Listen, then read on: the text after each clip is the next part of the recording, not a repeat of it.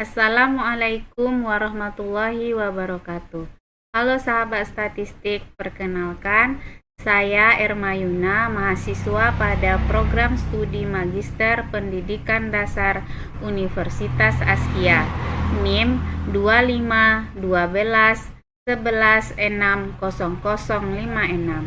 Pada kesempatan kali ini, saya akan menampilkan tutorial penggunaan aplikasi SPSS pada beberapa uji statistik.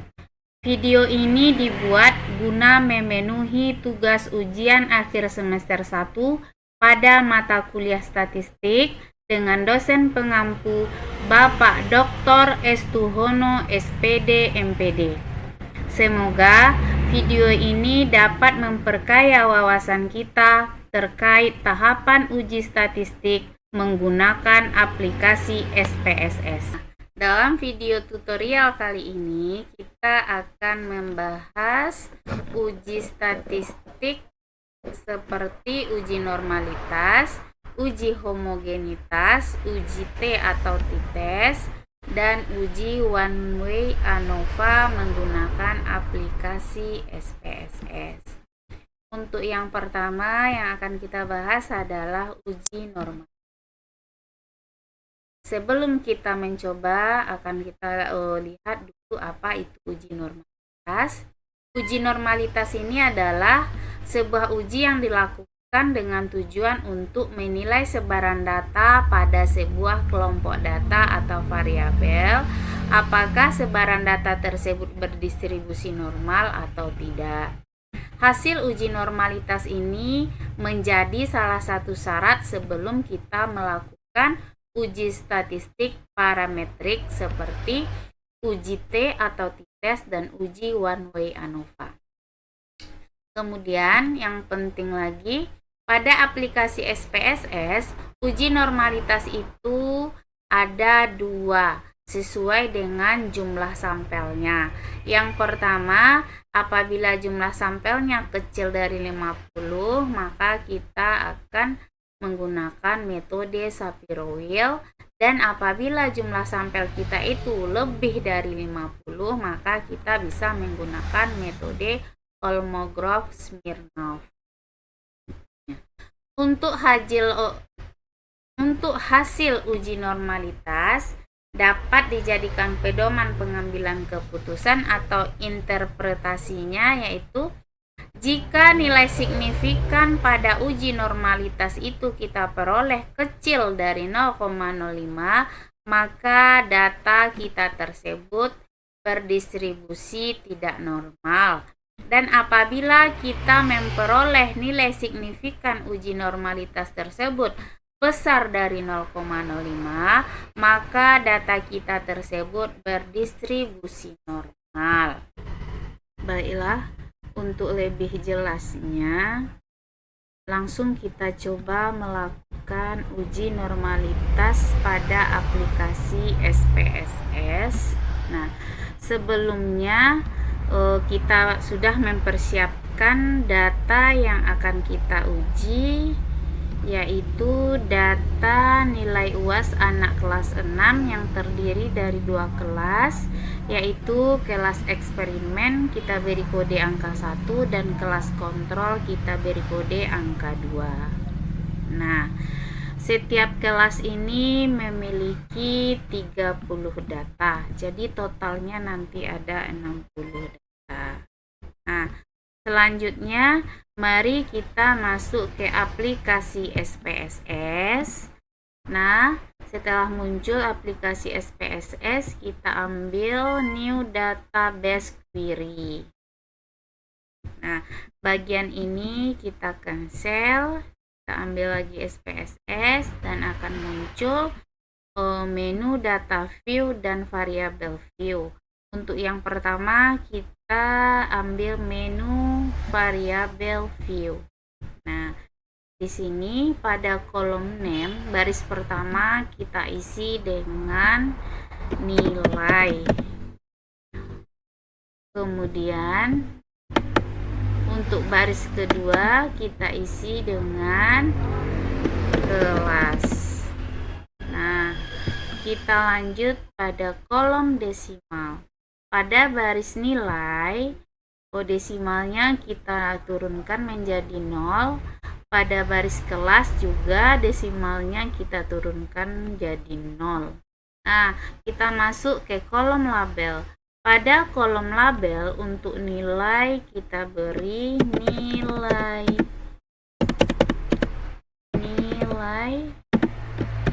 UAS. Sedangkan untuk baris kelas kita beri kelas 6. Nah, untuk kolom values, bagian nilai kita acuhkan, kita langsung ke bagian kelasnya, kita klik non, kita ambil titik 3, kemudian akan muncul menu values label. Nah, pada kolom values kita buat angka 1, sedangkan untuk kolom label kita buat kelas eksperimen sesuai dengan data yang sudah kita persiapkan. Lalu kita add, kemudian kita kembali lagi karena kelas kita itu ada 2, kita isi values dengan angka 2, sedangkan label kita buat kelas kontrol. Nah, lalu kita add, kemudian OK. Akan muncul seperti ini. Nah, setelah itu kita ambil data view yang berada di sebelah variabel view. Kita klik data view, akan muncul kolom nilai dan kolom kelas. Nah, untuk mengisi nilai dan kelas ini kita ambil data yang sudah kita persiapkan sebelumnya, yaitu nilai UAS anak kelas 6 yang terdiri dari 2 kelas, yaitu kelas eksperimen dan kelas kontrol. Nah, kita copy untuk nilai dan kode kelas.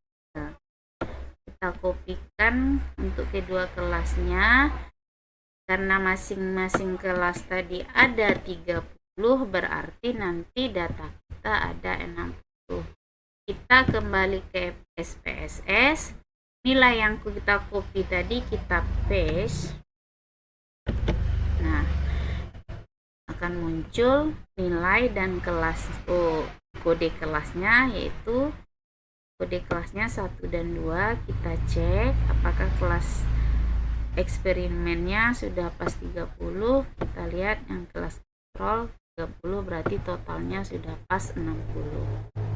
Nah, selanjutnya untuk uji normalitas data kita ambil menu analyze. Nah, lalu kita klik descriptive statistik, baru kita ambil explore. Kita klik explore, akan muncul menu explore. Nah, nilai UAS kita input ke dependent list, dan nilai dan untuk kelas 6 kita input ke vector list. Nah, sudah tampil seperti ini. Kita pindah ke sebelah kanan, kita ambil plots. Kita klik plots. Nah, ini muncul menu explore plots. Nah, karena kita akan menguji normalitas data, maka kita centang normality plots with test. Nah, baru kita continue, terus OK. Nah, akan muncul hasil seperti ini. Ada case processing summary, kemudian descriptive, terus test of normality, nilai UAS, time and live plots. Nah, karena kita sedang melakukan uji normalitas, maka kita fokus pada test of normality. Nah, sesuai dengan beberapa pernyataan tadi, di sini sudah muncul model Kolmogorov-Smirnov dan Shapiro-Wilk. Karena kedua data kita itu masing-masing kelas datanya kurang dari 50, maka kita fokus ke Shapiro-Wilk. Nah, kita lihat hasil signifikannya di sini. Untuk kelas eksperimen signifikansinya adalah 0,695 dan untuk kelas kontrol 0,750. Nah, sesuai dengan pernyataan kita sebelumnya, kita cek kembali. Nah, hasil dari interpretasi dari uji normalitas ini adalah jika nilai signifikan uji normalitas kecil dari 0,05, maka data kita tersebut berdistribusi tidak normal. Nah, jika nilai signifikan uji normalitas yang kita peroleh itu besar dari 0,05, maka data kita berdistribusi normal. Nah, kita lihat hasilnya di SPSS. Di sini bisa kita cek bahwa hasil dari signifikan uji normalitasnya itu adalah besar dari 0,05. Maka dapat disimpulkan bahwa kedua data kita, baik itu kelas eksperimen maupun kelas kontrol, itu berdistribusi normal. Nah, itu terkait uji normalitas. Nah, selanjutnya kita akan melihat uji homogenitas.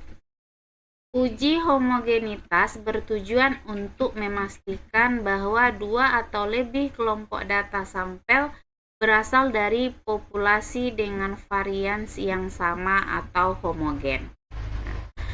Sedangkan interpretasi dalam uji homogenitas ini yaitu 1. Jika nilai signifikansi uji homogenitas kecil dari 0,05, maka varian dari dua atau lebih kelompok populasi data tersebut tidak homogen atau tidak sama. Yang kedua, jika nilai signifikansi yang diperoleh dalam uji homogenitas itu besar dari 0,05, maka varian dari dua atau lebih kelompok populasi data tersebut adalah homogen atau sama. Baiklah, selanjutnya kita akan melakukan uji homogenitas pada aplikasi SPSS. Terlebih dahulu kembali kita ke aplikasi SPSS. Kita ambil new database. Yang ini kita cancel, kita ambil kembali. Muncul data view dan variable view. Yang pertama kita ambil variable view. Di kolom name baris pertama kita tulis nilai. Untuk baris kedua kita tulis kelas. Kemudian kita lanjut ke kolom desimal. Untuk baris nilai kita turunkan ke 0 dan baris kelas juga kita turunkan ke 0. Masuk kita ke kolom label. Untuk nilai kita beri label nilai UAS. Untuk kelas kita beri label kelas 6. Nah, masuk ke kolom values. Untuk baris nilai kita acuhkan.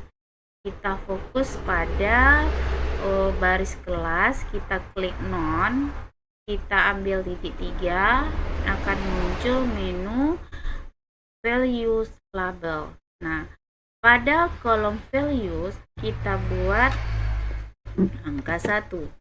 Untuk labelnya kita buat kelas eksperimen sesuai data yang kita miliki, kemudian kita add. Kemudian karena kelas kita 2, kita isi kembali. Untuk values kita buat angka 2, untuk label kita buat kelas kontrol. Lalu kita add dan oke. Nah, setelah variabel view kita lengkapi, kita ambil menu data view. Di sini sudah muncul kolom nilai dan kolom kelas. Untuk mengisi kolom ini kita bisa menggunakan data yang sudah kita persiapkan dan sudah kita uji normalitasnya. Kita ambil nilai dan kode kelasnya, kita copy, lalu kembali ke SPSS. Pada kolom nilai dan kelas kita paste. Nah, kita lihat apakah datanya masih 60, ya masih 60. Selanjutnya, untuk uji homogenitas, kita ambil menu Analyze, kemudian kita pilih Compare Means, lalu kita klik. Karena kita akan uji homogenitas, kita ambil One Way ANOVA. Nah, muncul menu One Way ANOVA. Untuk nilai UAS kita input ke dependent list, dan kelas 6 kita input ke vektor. Nah, setelah ini kita akan mengambil option. Kita klik option, akan muncul menu One Way ANOVA option. Karena kita melakukan uji homogenitas, maka kita centang deskriptif dan homogeneity of variance test. Lalu kita continue dan OK. Nah, muncullah menu seperti ini. Ada deskriptif, ada test of homogeneity of variance, kemudian ada ANOVA. Nah, karena kita sedang melakukan uji homogenitas data, maka kita fokus pada bagian ini, yaitu test of homogeneity of variance. Nah, kita lihat tentang based on mean. Kita lihat signifikansinya, yaitu 0,584. Berdasarkan pernyataan kita di awal, interpretasi dalam uji homogenitas ini adalah jika nilai signifikansi uji homogenitasnya kecil dari 0,05, maka data kita tersebut tidak homogen atau tidak sama. Dan jika nilai signifikansi uji homogenitasnya besar dari 0,05, maka varian dari dua data kita tersebut adalah homogen atau sama. Nah, dapat kita lihat pada hasil SPSS kita bahwa uji homogenitasnya itu adalah besar dari 0,05, yaitu 0,584, maka dapat disimpulkan bahwa data kita ini variasinya adalah homogen atau sama.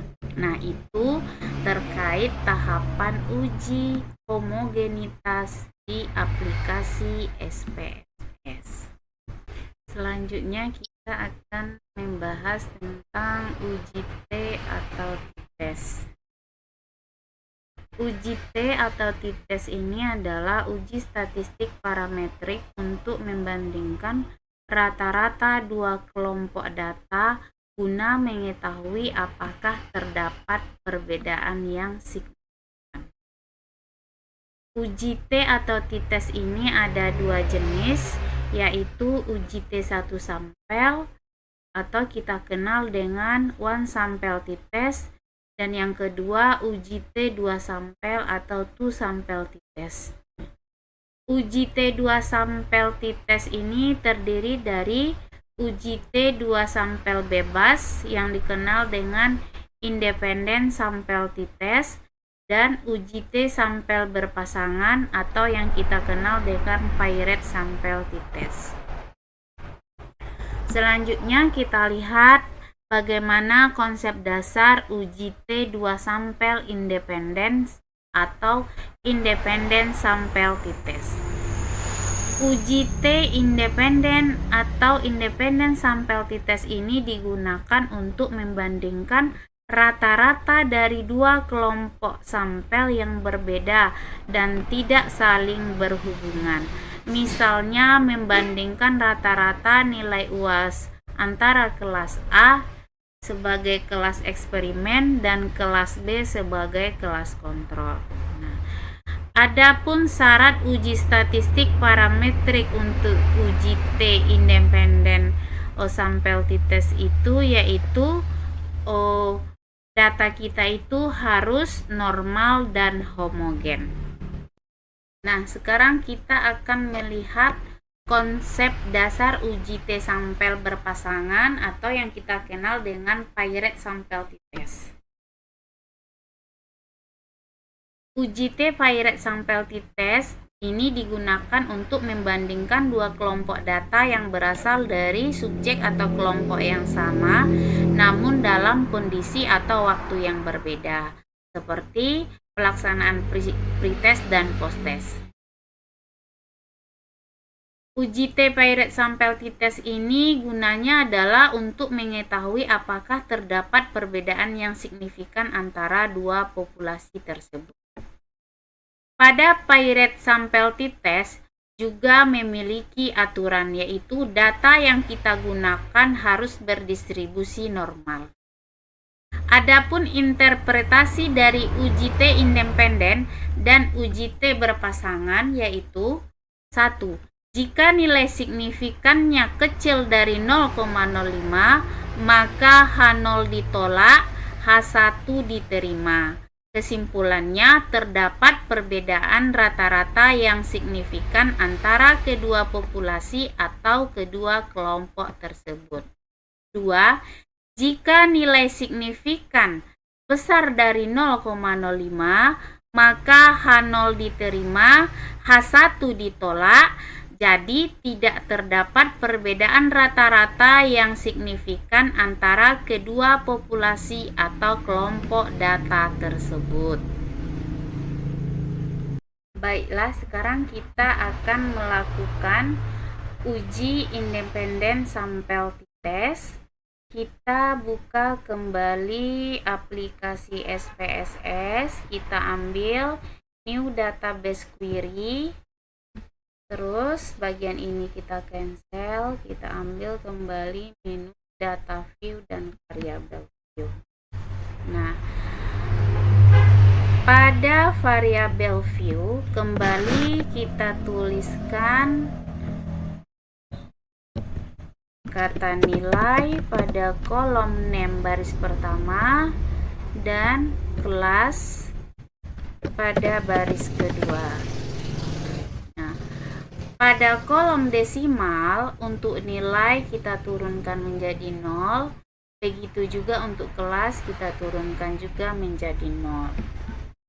Selanjutnya, pada kolom label, kita buat label nilai itu adalah nilai UAS. Dan label kelas adalah kelas 6. Nah, selanjutnya, untuk kolom values, untuk baris nilai kita acukan, kita fokus pada bagian kelas, kita ambil non, kita klik titik 3, akan muncul di sini menu values label. Nah, pada kolom values kita tulis kembali angka 1. Di label kita beri kelas eksperimen, lalu kita add. Yang kedua, pada kolom values kita tulis angka 2, pada kolom label kita buat kelas kontrol sesuai dengan data kita yang tadi. Udah, kita oke. Nah, kemudian kita klik data view, di sebelah kiri variabel view tadi sudah muncul nilai dan kelas. Nah, untuk uji independen t-test ini kita bisa menggunakan data kita yang pertama karena dia berujinya sudah uji normalitas dan uji homogenitas. Data kita itu sudah normal dan homogen. Nah, kita kembali ke data kita pertama tadi. Ya, kita lihat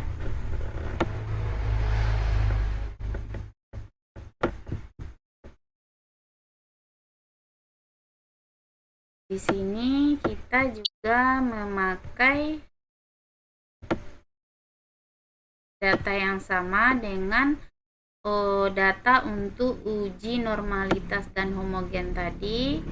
Kita ambil nilai dan kode kelasnya sebanyak 2 kelas dengan 60 data. Kita copy lalu kita bawakan ke SPSS tentang data view, kemudian kita paste.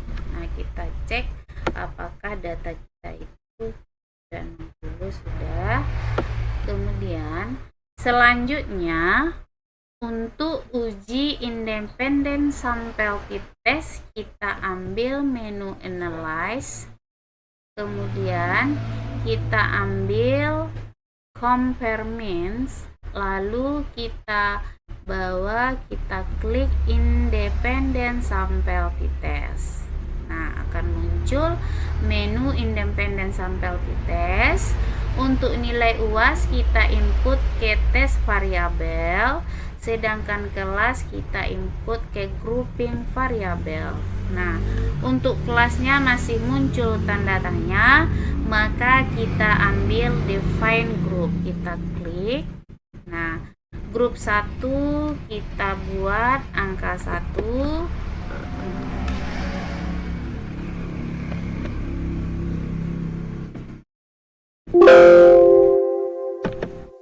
Sedangkan grup 2 kita buat angka 2, terus kita continue, lalu oke. Nah, muncullah hasil seperti ini. Karena di sini kita melakukan uji independen sample test, maka kita fokus ke bagian yang ini. Kita lihat nilai signifikannya. Di sini dapat kita lihat bahwa hasil dari independent sample test ini signifikansinya adalah 0,168. Kita kembali ke konsep kita pertama tadi, di mana untuk interpretasi dari uji independent sample test ini adalah jika signifikannya kecil dari 0,05, maka H0 ditolak, H1 diterima. Terdapat perbedaan rata-rata yang signifikan antara kedua populasi tersebut.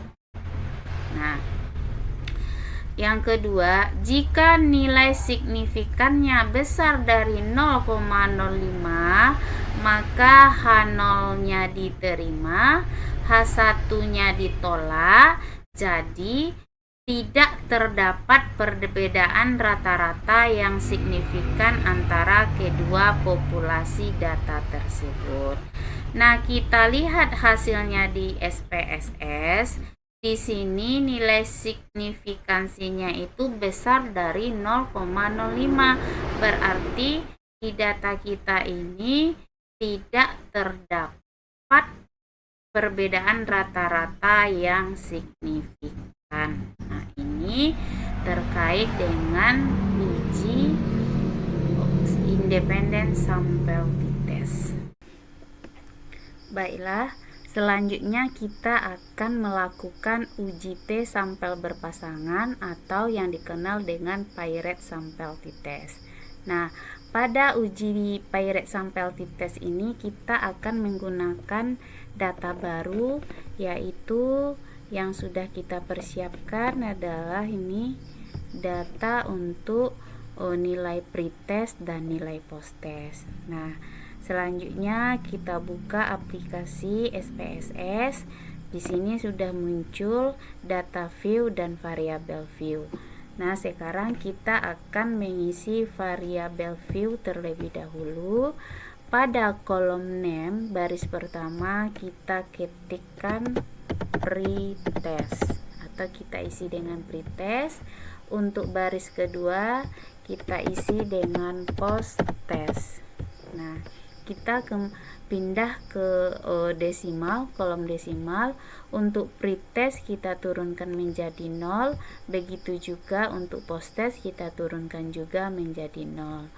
pada kolom label untuk pretest kita beri label model konvensional.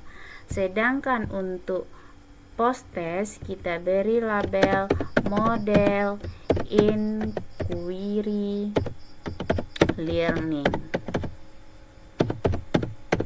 Nah, kemudian kita pindah ke kolom values. Pada kolom values ini untuk pretest kita abaikan, kita fokus pada post-test. Pada kolom values untuk post-test kita klik none, kita ambil titik 3, akan muncul menu values label. Pada bagian values kita ketikkan angka 1, kemudian kita beri label model konvensional, kemudian kita add model konvensional, kita add. Nah, yang berikutnya pada kolom values kita isikan kembali dengan angka 2 dan kita beri label model inquiry. Nah, kita add, kemudian kita klik OK. Nah, setelah variabel view kita lengkapi, kita pindah ke data view. Pada data view akan muncul kolom pretest dan posttest sesuai dengan yang kita isi tadi pada variabel view.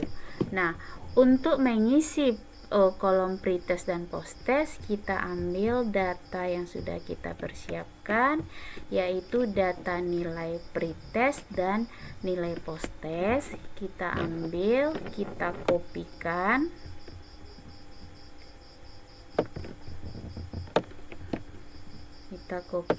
nilai pretestnya dan posttestnya, lalu kita paste ke kolom pretest dan posttest yang ada pada data view SPSS. Nah, setelah ini muncul, kita cek apakah datanya sudah pas 30.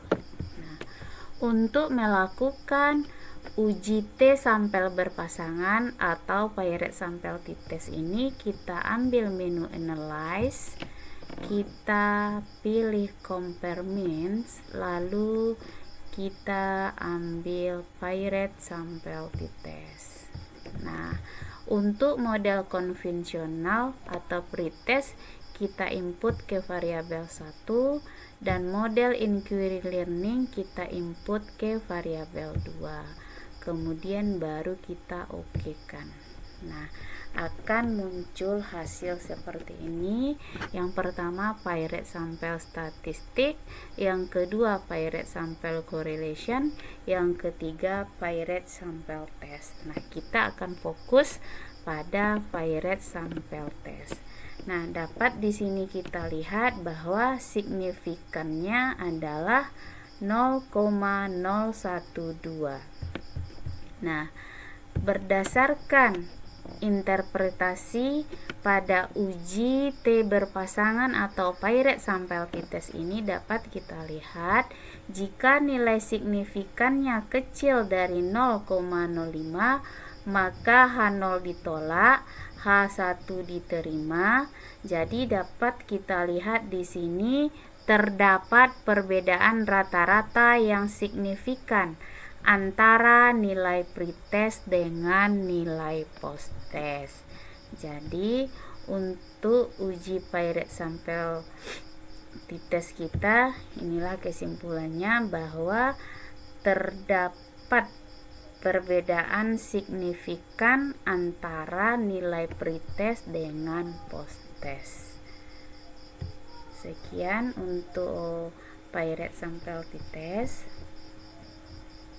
Baiklah, sekarang kita akan melihat tentang uji one way ANOVA. Uji one way ANOVA ini atau Analysis of Variance adalah metode uji statistik parametrik yang digunakan untuk membandingkan rata-rata antara 3 atau lebih kelompok sampel independen. Jadi untuk melakukan uji one way ANOVA ini kita harus memiliki 3 kelompok data minimalnya.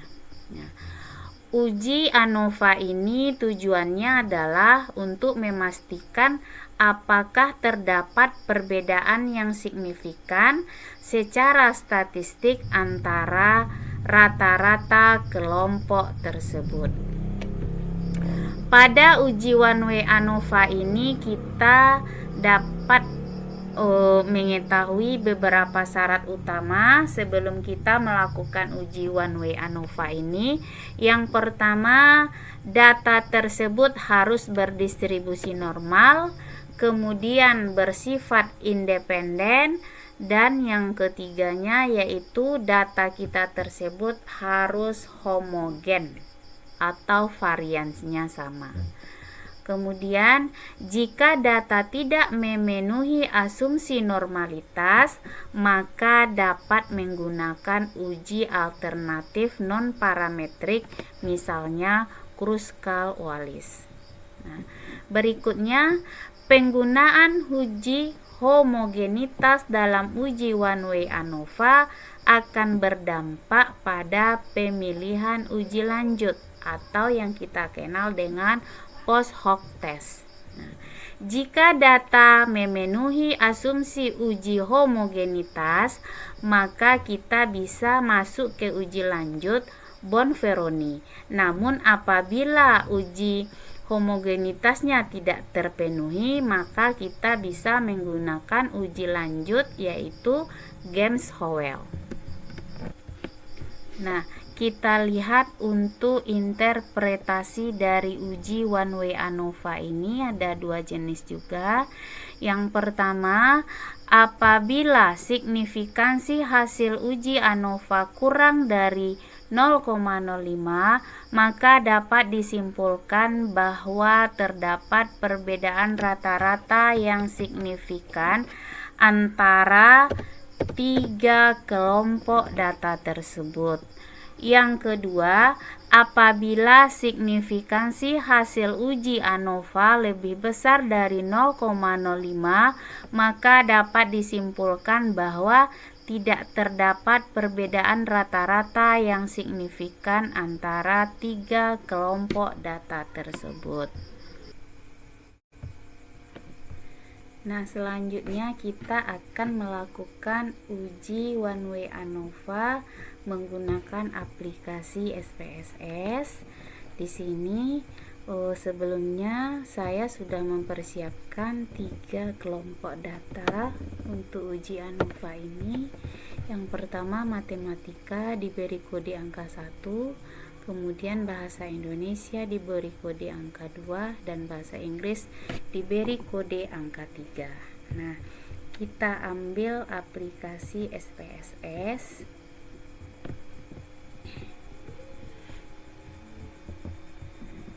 Nah, kita lengkapi dulu variabel view. Pada kolom name baris pertama kita isi dengan nilai, baris kedua kita isi dengan kelas. Nah, untuk desimal nilai kita nolkan, begitu juga untuk kelas juga kita nolkan. Pada kolom label untuk nilai kita beri label nilai UAS. Untuk kelas kita beri label kelas 6. Kita masuk ke kolom values. Untuk nilai kita abaikan, kita fokus pada bagian kelas. Pada kolom values kita klik none, kita ambil titik 3. Lalu kita isikan angka 1 pada values dan kita beri label matematika sesuai data yang sudah kita persiapkan tadi. Lalu kita add. Berikutnya kita isi kembali untuk values dengan angka 2 dan beri label bahasa Indonesia.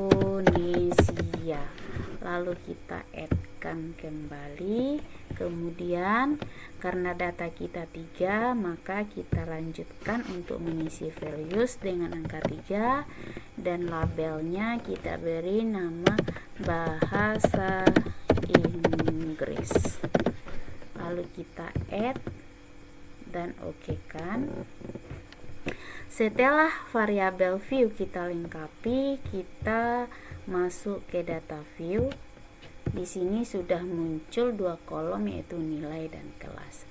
Nah, ini kita isi dengan data yang sudah kita persiapkan sebelumnya, yaitu masing-masing kelompok terdiri dari 30 data, berarti nanti 3 kelompok data kita ada 90. Nah, untuk nilai kita kopikan semuanya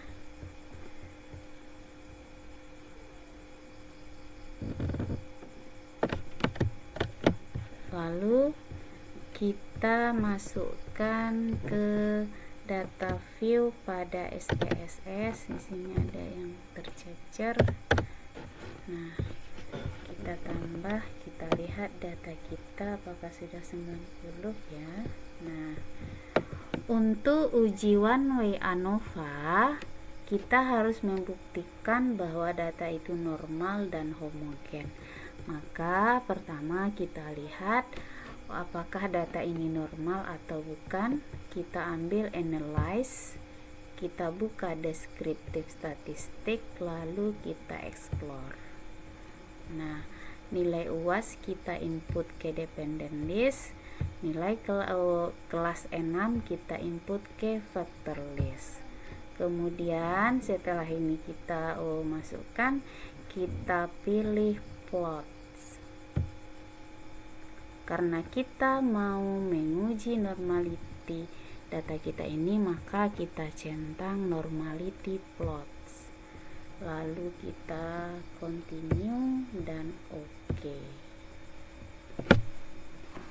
Nah, di sini bisa kita lihat bahwa ketiga kelompok data ini, karena masing-masing kelompok tadi datanya hanya 30, kecil dari 50, berarti kita lihat bagian Shapiro Wheel.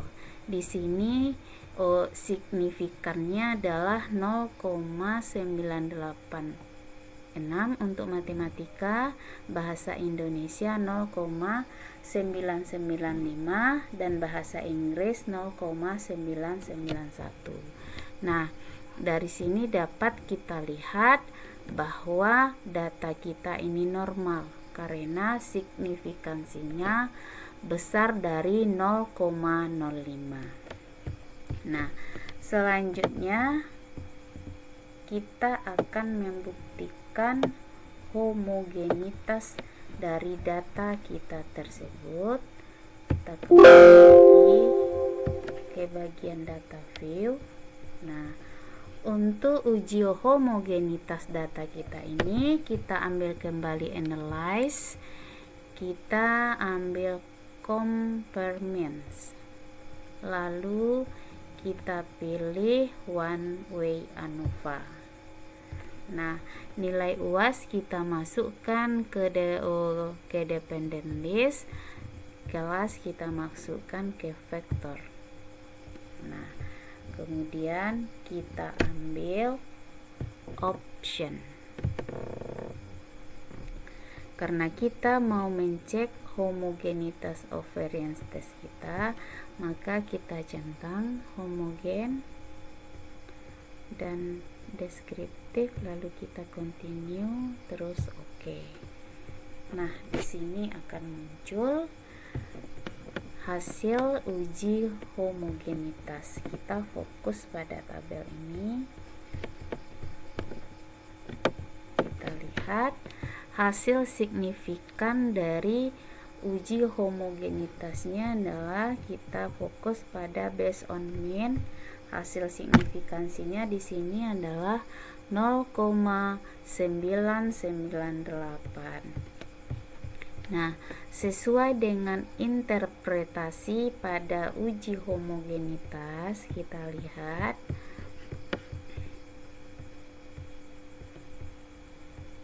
nah, jika nilai signifikansinya kecil dari 0,05, maka variansi dari dua atau lebih kelompok data tersebut tidak homogen. Dan jika nilai signifikansinya besar dari 0,05, maka variansi dari ketiga data tersebut adalah homogen. Nah, dapat kita lihat di sini bahwa signifikansi untuk uji homogenitasnya adalah 0,998. Berarti data kita ini adalah homogen. Nah, sekarang kita fokus pada hasil uji one way ANOVA, yaitu pada bagian ANOVA ini. Di sini dapat kita lihat bahwa signifikannya adalah 0,00. Hal ini terbukti bahwa hasilnya ini kecil dari 0,05, sehingga dapat kita simpulkan pada uji one way ANOVA ini bahwa terdapat perbedaan rata-rata yang signifikan di antara ketiga kelompok data tersebut karena signifikannya ini kecil dari 0,05. Ini berarti kita bisa melakukan uji lanjut atau yang kita kenal dengan post hoc test. Untuk melakukan post hoc test ini, kita kembali ke data view pada SPSS. Nah, ini data view kita. Di sini kita akan melakukan uji lanjut. Kita ambil analyze, menu analyze, kemudian kita pilih compare means, kita ambil kembali one way ANOVA. Nah, di sini muncul menunya ini sudah kita isi tadi karena kita menggunakan data yang sama. Setelah ini kita ambil post hoc test. Nah, muncul menu post hoc multiple covariance. Nah, karena data kita tadi di uji normalnya berdistribusi normal dan homogen, maka di sini kita memilih uji lanjutnya itu Bonferroni. Namun apabila data kita itu normal tetapi belum homogen, maka kita bisa menggunakan uji lanjut Games-Howell. Nah, karena kita datanya homogen dan normal, kita pilih Bonferroni, kemudian kita continue, baru kita okekan. Nah, di sini muncul hasil uji one way ANOVA lanjutannya, yaitu ini di mana signifikannya adalah 0,000.